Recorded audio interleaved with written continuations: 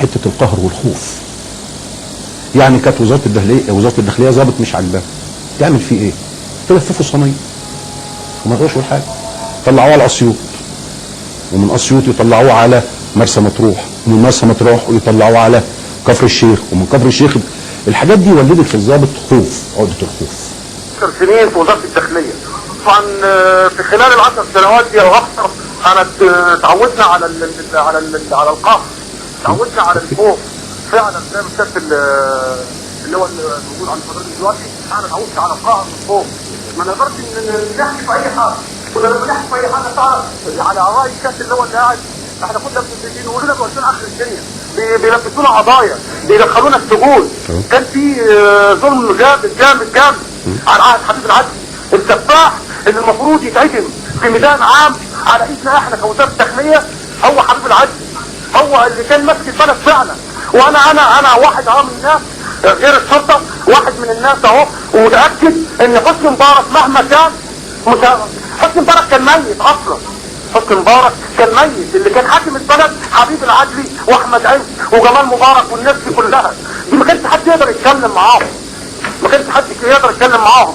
علاء نفسه كان على ايد الناس كلها، ولو احنا اتكلمنا صح وكله يتكلم من قلبه ويتكلم عشان زرع فينا الخوف حضرتك.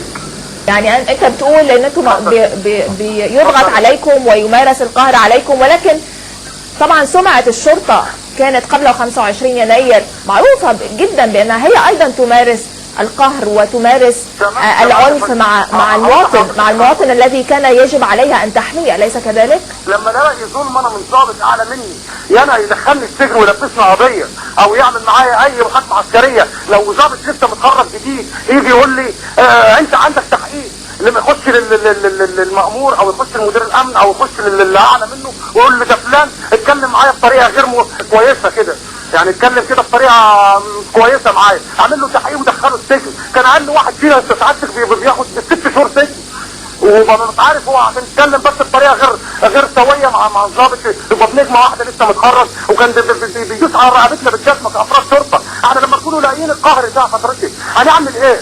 هنعمل ايه في الناس؟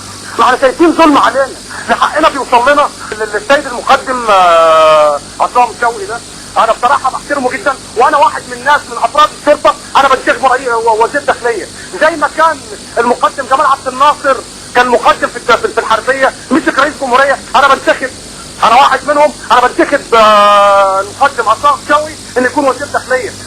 وزاره الداخليه مطحونه الافراد بتاعتها والظباط بتاعتها، اسلوب القهر ده اللي احنا بنرجو من الله ان هو يتلغي. بالنسبه احنا عايزين نشوف حاجه، هل هنا الامر اللي صدر ليا من رئيسي الاعلى بيخالف القانون ولا ما بيخالفش القانون؟ وهل الجريمه اللي انا ارتكبتها او اذا ارتكبتها هتدخلني تحت طائله القانون ولا هتخرجني من طائله القانون؟ انا دلوقتي اداني امر ان اضرب نار، طب لو انا ما نفذتش الامر بتاع ضرب النار هيعمل ايه؟ هينقلني او هيدخلني السجن. السجن بالنسبه له اقصى حاجه ليه ايه؟ 3 اشهر هيفصلني. انما لما انا زي ما يحصل دلوقتي قتلت واحد واتمسكت ياخد اعدام يا تأبيده، يبقى هنا اقل الضرر بالنسبه لي ايه؟ ان انا ما نفذتش الامر، لان ده بيخالف القانون. الاوامر اللي بتصدر لنا او اللي القانون بيقولها لنا او اللوائح بتاعتنا بتقول ان الامر يصدر ليك بما لا يخالف القانون. طبعا كان بيصدر اوامر بتخالف القانون بس مخالفات ما تندرجش تحت نص القتل. زي ايه؟ يعني عدم تنفيذ قرار، عدم تنفيذ حكم، تعذيب، اكراه، ده يعني حاجات اللي هي لما ما توصلش لمرحله القتل. ولو ان برضه في مرحله التعذيب وصلت لمرحله ان في ناس اتقتلت. والناس اللي اتقتلت دي هي بدايه الانتفاضه بتاعت اكيد بتاع اسكندريه، الشهيد بتاع اسكندريه.